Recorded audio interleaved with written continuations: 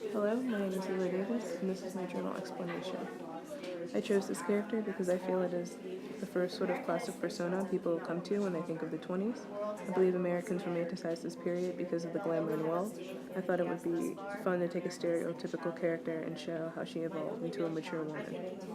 I chose a storyline that clearly demonstrates the problems and fears of the people during the 20s. However, I didn't want it to be completely predictable, and hopefully I achieved my goal.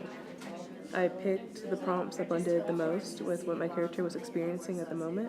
The biggest challenge was bringing together all the components, prompts, historical events, without making the journal sound forced or fake. My favorite part of this project was being able to be creative. I love creative writing, and this gave me a chance to develop my skills. The following is my favorite journal from the project. It happens to be the first one I wrote.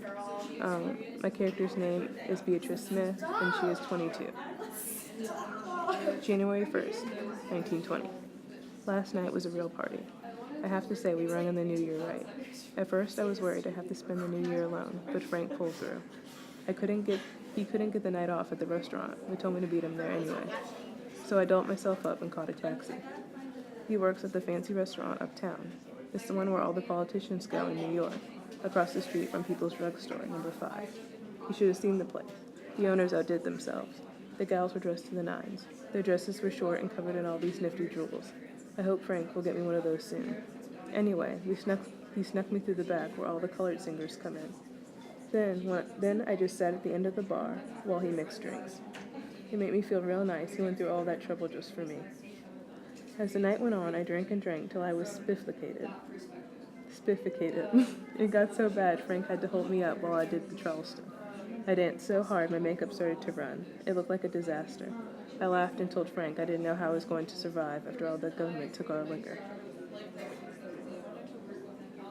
He told me not to worry. The owners told them the restaurant was going to run a juice joint in the back.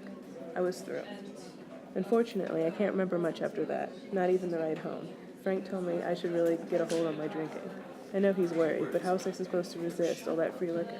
He's turning into a real world. I'll get it together when I want to. Anyway, I must go now.